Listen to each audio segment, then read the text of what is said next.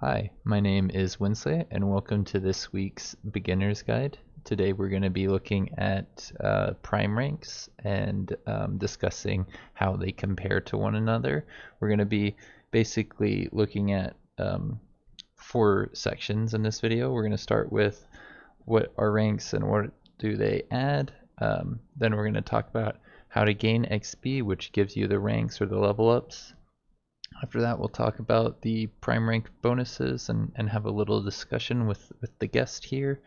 And the last thing we'll do is we'll talk about how you can evolve some units when they get to the prime rank level. They can metamorphosis into something special.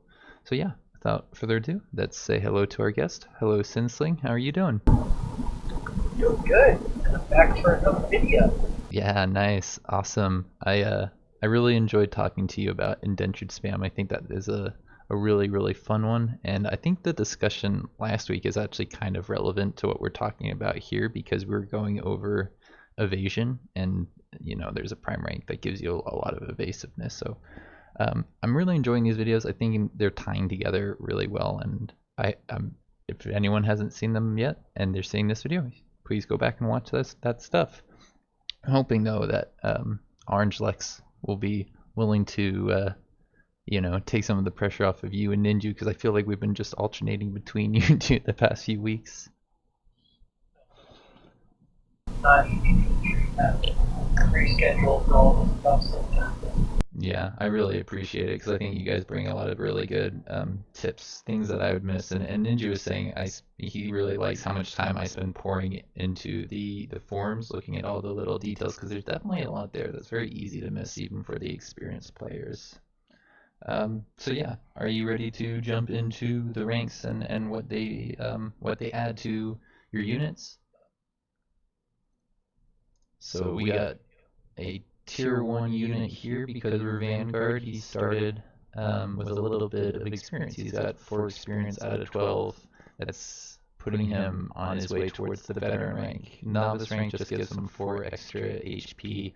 Without any experience, the Vanguard trooper starts with 40 HP, I think. If I just type that up here, you can see that. it might show it with your face up there. Yeah, nice. It's interesting. And Um, it's one of those little things you don't immediately notice, but like getting that extra HP right off the bat and guard, it can actually be pretty helpful if you're clearing. Stuff like 4 HP doesn't sound like much, but sometimes it can be a unit living for that. Then that's massive in this game because a unit with 1 HP does just as much damage as a unit with full HP. The extra accuracy bonuses that you get at the veteran rank and the prime rank are also massive. That will allow you to stay a little bit further back and be able to shoot and still do good damage. I think melee units get the accuracy bonus, which yeah. Isn't as helpful, but it can be if they, end up with a team of like electrified or blinded. Mm-hmm. And you'll notice here a tier 2 unit gains plus 6 HP per range instead of plus 4. Mm-hmm. And over the course of range, it can be a huge bonus having all of that extra HP. Like with this Echo Walker here gains, by the time it hits prime rank, you're looking at plus 24 HP, and that's before adding in any additional mods or anything. Yeah, that's half of his base health there. That's pretty massive. And yeah, one other thing you may notice the difference is how much experience they need in order to rank up. I don't think it lists the number very clearly here for like prime rank and expert rank, but it says 6 of 18 right there. That means once I get 18 experience points on this unit, he'll get the veteran rank. And this guy needed 12 to get to the veteran rank. And the later tier units like this tier 3 and this tier 4 have a similar deal. The higher tier unit, the more experience they need in order to rank up. But at the same time, that also means more HP per rank. Like you'll you'll notice that tier 3 there is getting plus 8, if I'm not mistaken, tier 4s, or plus 10 per rank.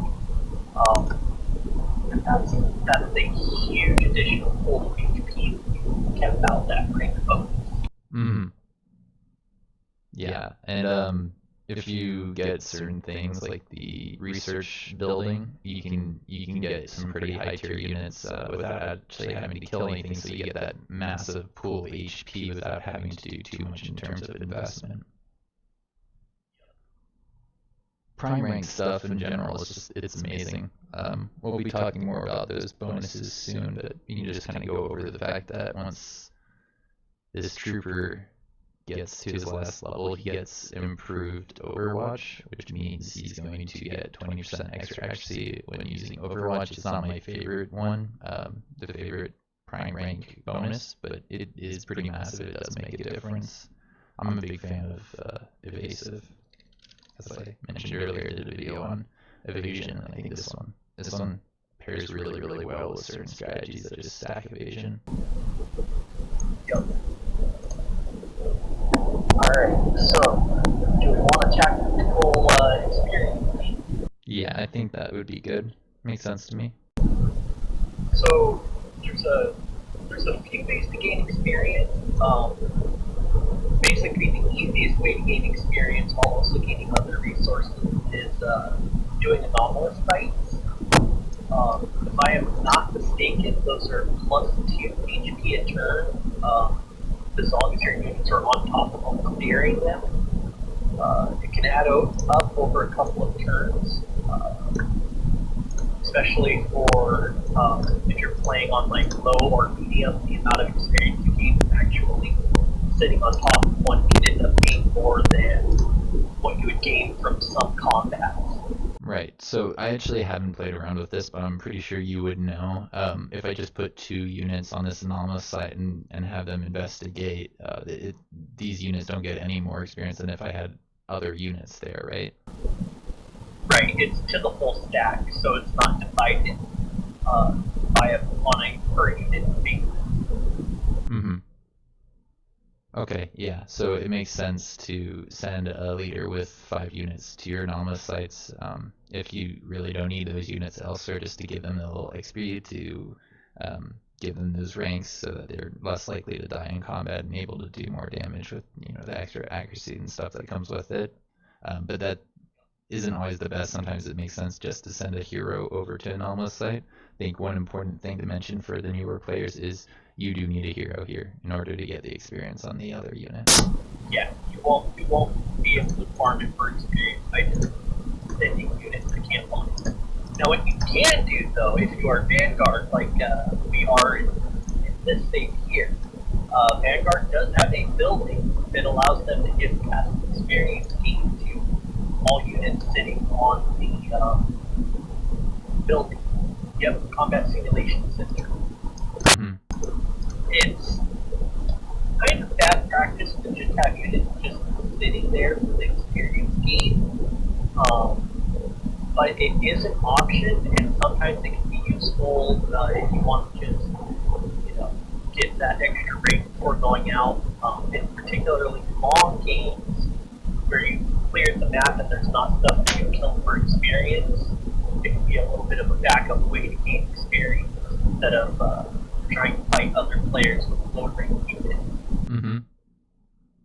Yeah, that's massive.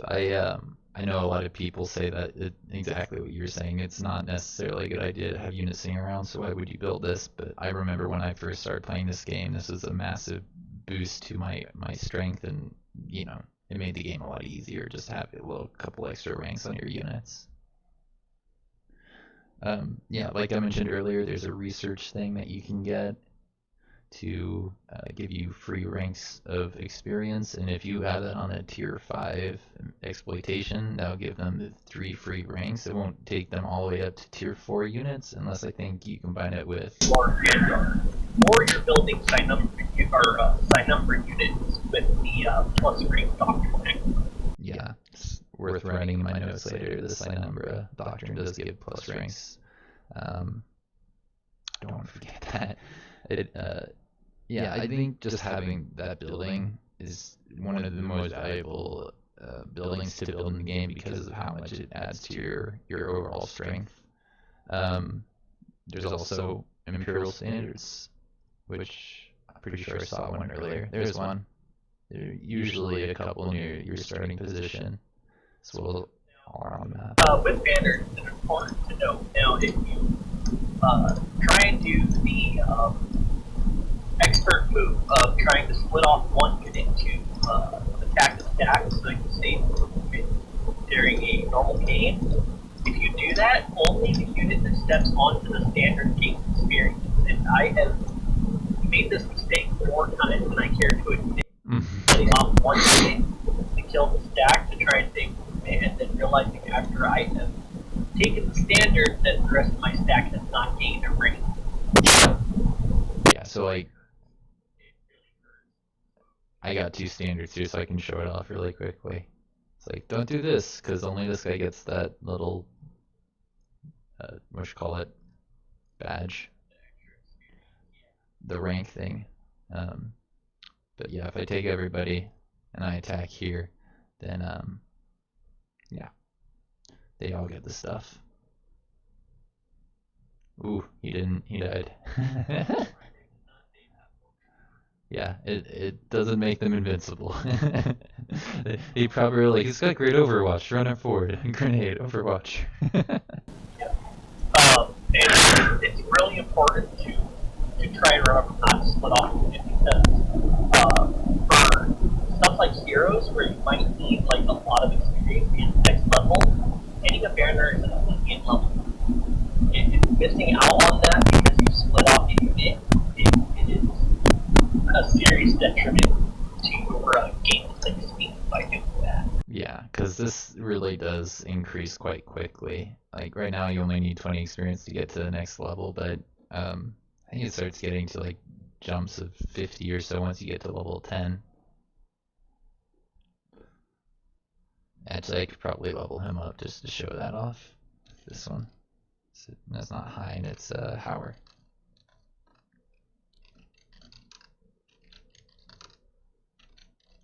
Alright, this will be enough. We don't need to do that a bunch. But yeah, this is gone up to another jump. This is only 20 at level 6, but you know, that's still a lot of experience when you compare it to other units. Experience, like it doesn't seem like much compared to like, you know, okay, it's different between companies. It doesn't sound like a lot, but it can be with the way experience works and the way that experience is divided up. That could very easily end up being, you know, 10 to 11 fights you have to do just to keep that one level sometimes. Which brings us into the most normal way to gain experience in the game, which is combat. Yeah. So there is a little bit of math involved for this. If you are a returning Age of Wonders 3 player, you do not gain experience per unit action. Experience is actually based on the tiers of the units that you're fighting. The experience you get is divided by the number of units you bring to the fight, and it has a cap to where it's like you do something like bring one unit into a fight. Against like 3 or 4 units, you only get 2 of the units that you kill experience points. It's a little bit of a thing to stop things from like having a hero solo stacks of like 5 to 6 units and gain a whole bunch of experience out of it. Because there were issues in previous patches of heroes power level very, very quickly. Yeah. Like, I know the Kiriko had a strategy for running in and doing some damage, and I'm pretty sure you liked Syndicate for using the hover bike strategy.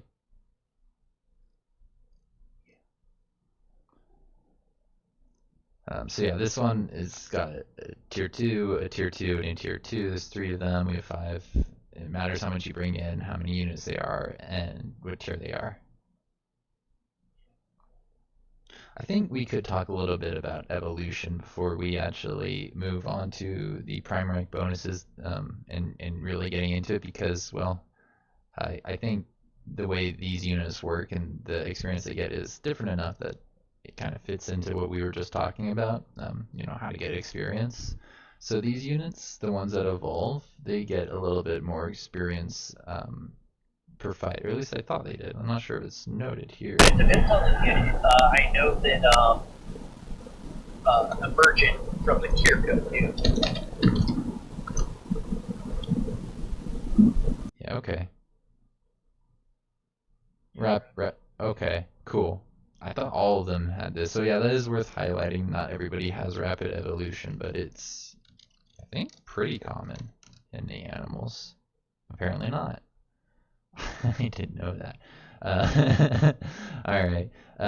But yeah, these guys, once they get to their prime rank, they're tier 1. Once they have 48 experience, they will evolve into a unit. This one would turn into Crystal Basher. Oh, here's actually, here's something I didn't actually notice. I don't know if they've changed this in a patch without me noticing it, but it used to be some of these units that had Metamorphosis actually had a second prime rank ability, which is entirely redundant because once they evolve, they lose their experience, and you don't actually keep that prime rank bonus going forward. Alright. He'll turn into a hunter. That's the other one. Got it. And then the hunter, I think, evolves into something else. It goes all the way up until the tier 3 until you get the siren, right? Yep. Who can sell property or they can all siren. It takes a lot of time to really maximize that, but if you're able to farm them, it is definitely a lot of sirens. Sirens are a pretty good. Mm-hmm. Yeah, I think it doesn't say their prime rank here, but I've played enough to know that that is one of the ones that gives you extra range. At least I'm pretty sure about that. If you mouse over the rank down at the bottom left corner of the thing, it'll tell you what the rank bonuses are. No way. Oh, that makes this video so much easier. I don't have to tab out and do that stuff. Excellent, SinSling. You're amazing. Okay. Yeah, getting extra range is a massive advantage. I know, right? Put some mantra and clarity on this thing, and it's it can hit from far away and make it easier for everybody else to shoot. So it's pretty killer. It's part of why I like hitting extra range, and I think this unit is why it's number 1 in my list of prime ranking bonuses.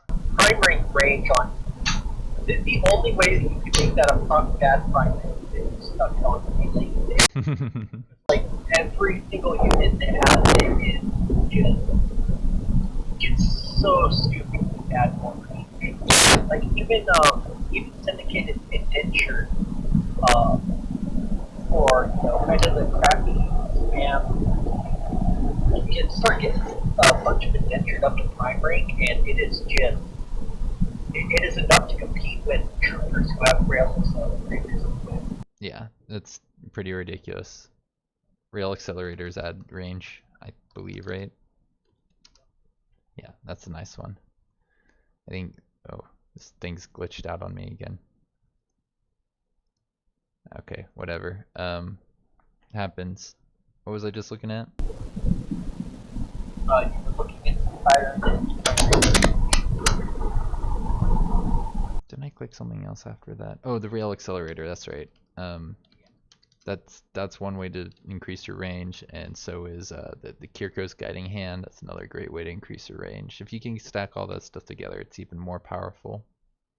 But yeah, I was thinking having a range prime range is just the fact that you can get some of that a similar bonus by hitting prime range is really good. Another unit that's prime range is sign number initiate. Mm-hmm. Oh, I didn't know that. Oh yeah, with that initiate you got right there, that's prime range. And it is just absolutely.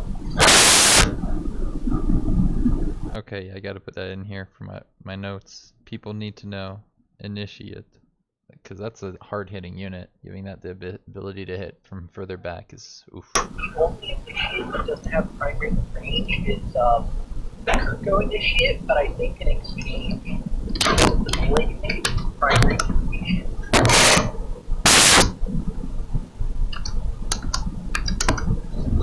Initiate. I can spell. So the Kirko one gets ignore Overwatch. Mm-hmm. Nice. Yeah, I'm not a big fan, but I'm interested to hear your thoughts on that prime rank ignore Overwatch. Well, so basically, as far as I know, every unit that has the primary Overwatch is a melee unit, and like if it was on a range 7 repeater or on the sniper, it would be like an absolute garbage. But having ignored Overwatch on melee units, so that they'll totally ignore Overwatch rolls. They won't trigger enemy melee Overwatches. It basically just gives them free range to move wherever they want and just decimate things. Yeah. I mean, I found that usually I don't have too much issues walking around Overwatch. Like, if it's a melee Overwatch, it's not that hard to find a path that works almost as well, if not better, than getting right up next to a unit and walking past them. Um, and then when it comes to ranged Overwatch, I almost never see the AI use enough of it for it to be a problem. In multiplayer, though, it could be why I'm undervaluing this. I could see this being quite valuable against people who really invest into Overwatch. Yeah. Or with fighting in heavy competitions. Yeah, because they love to run up next to like 3 units, and I'm not sure if they actually consider if you have ignore Overwatch on your units when they run up next to a group of people. You know, like that doesn't seem like something the AI would consider. So I like range. Range is number one for me. Prime rank range. Then it's evasive. It's just too good not to be. And then I think evasive would be next, right? Things like the Huntress getting evasion is pretty massive. So range is essentially king for me. Beyond that, I kind of group everything else into is it good or is it bad? I don't exactly have like a tiering for them outside of range is number one. Well, is evasive at least good for you? You don't put it as bad, right? Yes, evasive is good, critical is good. Um, Firm is kind of situational, but it is still decent. It's a little difficult with the rest of them. For the Overwatch bonuses, I don't really care for any of the Overwatch bonuses. And then there's like one that increases your status resistance. I don't particularly care for that one either. I load is on my that's what I have just because why would I want primary morale when I can just have primary critical? Mm-hmm.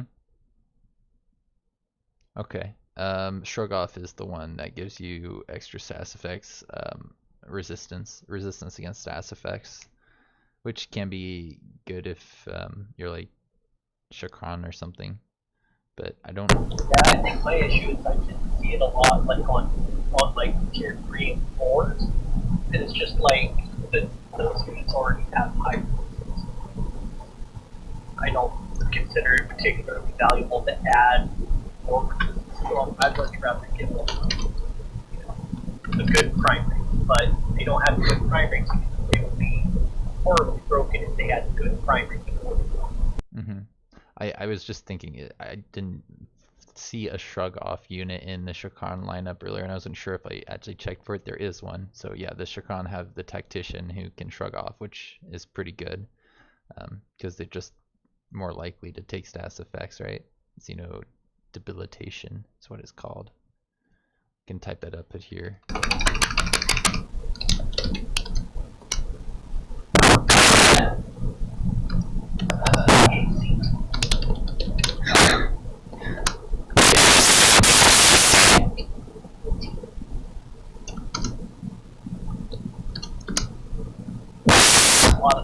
has There.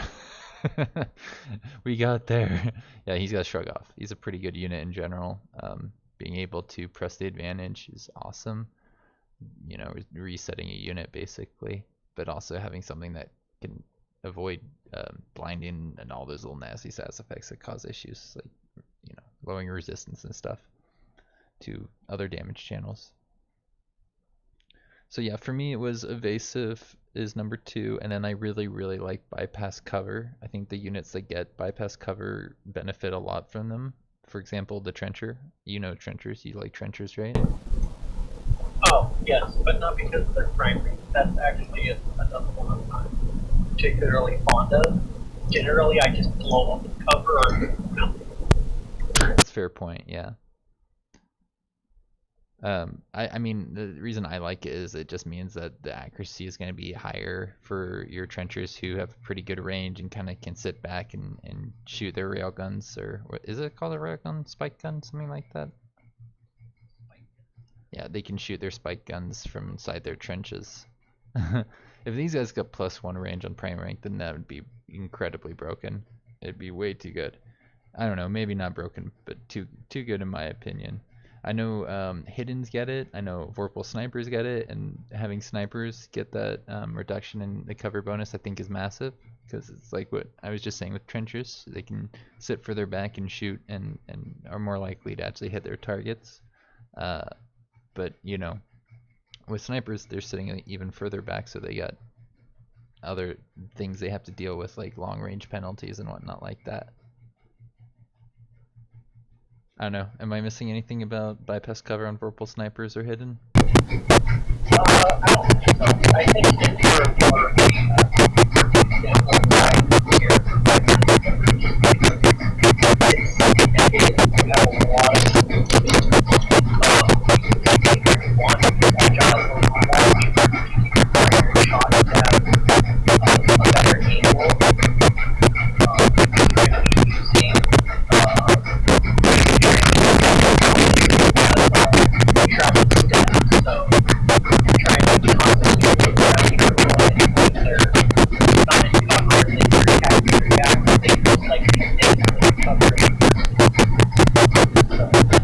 Alright, you're changing my mind here on bypass cover. Maybe I should have moved it a little bit further down. Alright, and then firm, I can't remember exactly which one that was. Getting extra stagger resistance, yeah, that's nice. there are they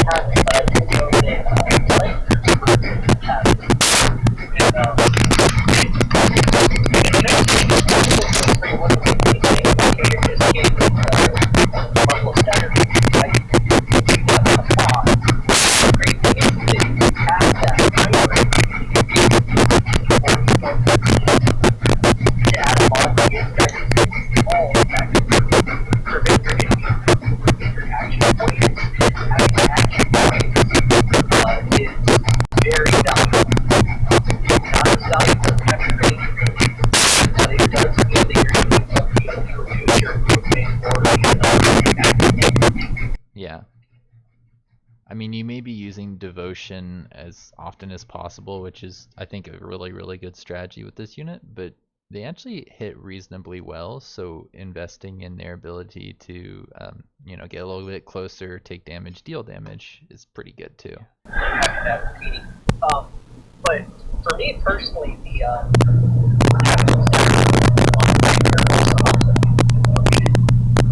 was like extra couple tiles lets you get into position for using devotion on the unit in one.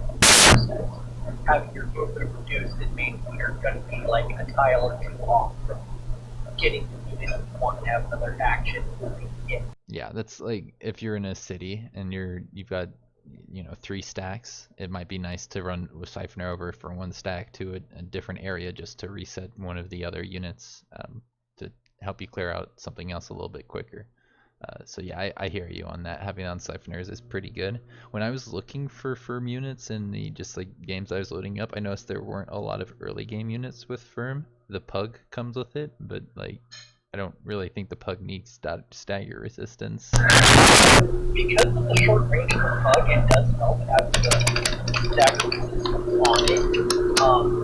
Just because, you know, if it's trying to do something like assault bites, it's probably going to be in a position where you can stagger a lot, and you don't want your healer getting stagger blocked, but actually go to kill something. Yeah, he only heals once per battle, so I don't know. It's one of those units that I haven't used too much. I've only played Vanguard probably like twice before, and I know I just didn't use any pugs. I never built them. I like had the one I started with, and that was always it.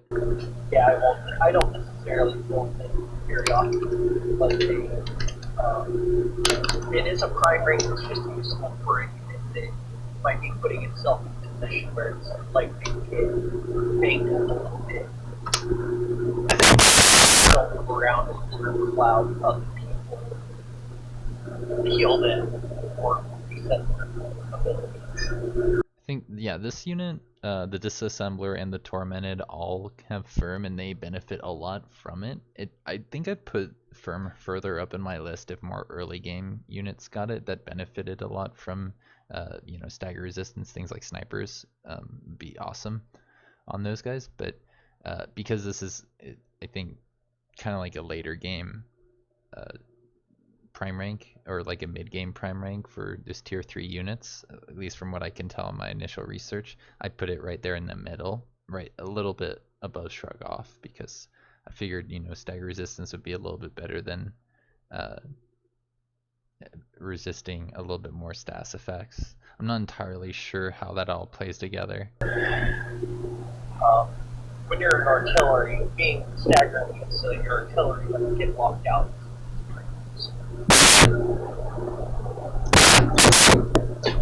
Actually, broke the world very good, like Lancer has burns. That'd be pretty cool. I like evasive on them because then you can just, you know, tank or like get people to look at them and miss their shots a lot. But yeah, being able to just move all of your movement points, pretty good on the Lancer.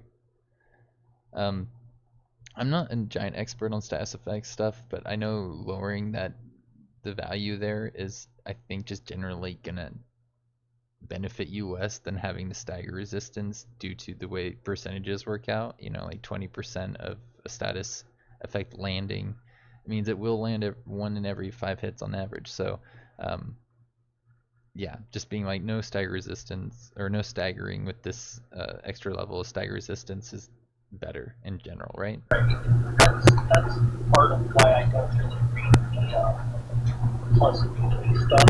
It's very highly presented. If you're a tier 3 unit like Long Con, you already have 6 status.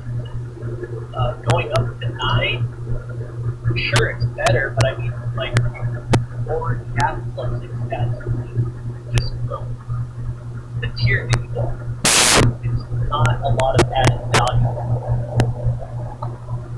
What about morale? I forget if you said that one was good or not. I don't particularly care for it, just because there's a lot of ways to get extra morale, and the plus critical that you can get from it, like, you can just have primary critical. You get the same, if not better, amount of crit out of having the primary critical. Yeah. But this means that if units don't deal with morale, if you got a bunch of mindless things, you still get the extra 10% crit chance, whereas morale, I don't think you can get that crit chance if it's like a mindless unit, right? Yeah, I think the perfect example of that is Verifiers, if I'm not mistaken. I believe they have the primary for and unfortunately, that means that the syndicate verifier does not benefit from their primary. Oh no, it's plus critical. Maybe they changed because of... They might have changed it because of what it used to do on the syndicate. Syndicate Indentured gets critical. I believe it used to be plus morale at one point, and because the syndicate purifier is indentured and ignores morale effects, it's getting absolutely nothing out of its prime range. Okay. Yeah, no, that's worth highlighting. I think the morale bonus, I put it slightly above critical because it can help you counteract things like broken mind, which reduce your morale. But I don't know, now thinking about it in the mindless stuff, maybe critical is slightly better. What would you say is better out of the two of them? For me, definitely critical. Just because not always is it like best case scenario for the plus morale is plus. Worst case scenario is it actually gives you nothing because you're already at max morale from other modifiers. On average, it's going to be like plus 5% critical. Prime rank critical is plus 10% critical, and it gets back with having maximum morale if you're already at maximum morale. Good points. I've been convinced. So the next one I had, number 8 out of 10, is the one that gives Overwatch, just prime rank Overwatch, which I think is interesting because it gives a lot of units Overwatch that you may not expect to be able to get that stuff. I actually didn't know that Wraith tanks got that at their prime rank. Is that a good thing for a Wraith tank? I mean, sort of, I guess. But I mean, my understanding of race tanks is that they're kind of like more aggressive. I don't know how often people use that Overwatch. I'm not sure what the entire list of people that have it is, but probably the funniest option of prime rank Overwatch is Spectres. But generally speaking, it's not a very valuable addition to the. Yeah. I know you really like inspectors. I've seen some interesting posts where you use like 6 of them to clear out some tier 3 and tier 2 units in a location. So yeah, that's not coming from the Overwatch. That's coming from other parts of their flying. Comedy option to like make it difficult for other scout units to approach them, or like short range ground units to deal with them. It's not exactly like a highlight skill though. Mm-hmm. Yeah, I don't know. There's the phase manipulator, the Kirko Harbinger, Shirkan Refractor, Amazon Aquatica. Units, you have like there's so much better things to do with your actions than Overwatch. Like how often am I going to use Overwatch on a Harbinger? I'm going to use the plus range bonus, then trigger the plus damage bonus and just annihilate everything with my plus range plus damage units. So I mean, hypothetically, I think I saw more potential in this, but now this should be the dead last. The giving Overwatch to some units can have some value, but I think it's pretty meh. yeah, I mean, I kind of consider both it and Overwatch to be just absolute crap. If there was a rank bonus that was something like as agile Overwatch, that could definitely have a lot of applications, but like Overwatch and improved Overwatch are kind of like they're there.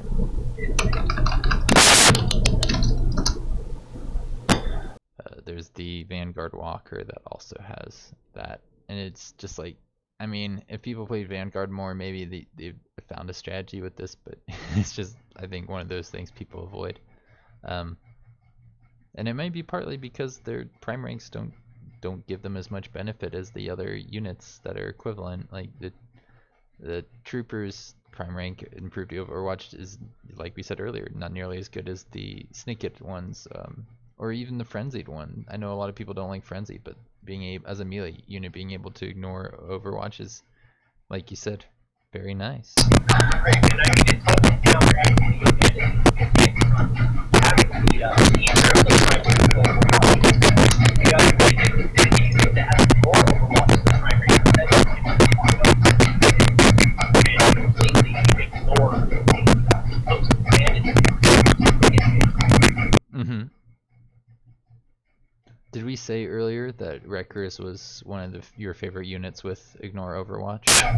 I don't think we talked about it. Yes, it is. That on the metal, I mean, especially because I mean, not even that we have Ignore Overwatch. Just so dodging.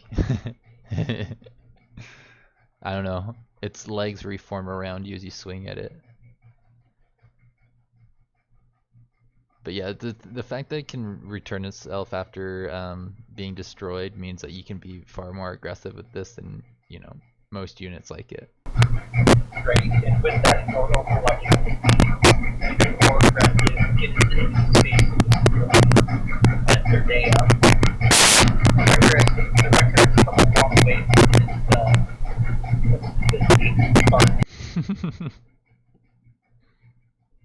I think that's everything. I don't have anything else in my notes. Is there anything you want to add before we wrap up here? Yeah, pretty much covered everything.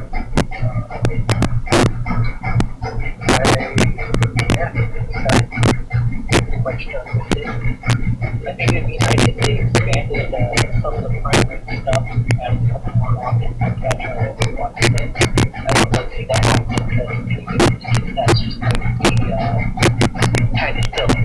Yeah, it's gonna be hard to balance based on all the units that are in the game and what they've given them already. I'd be interested, but I agree. I don't think it's very likely to happen. Cool. Well, looking forward to our multiplayer this weekend. Thanks for joining me, SinSling. Yep. Hopefully next week pick back up our multiplayer game. Fingers crossed.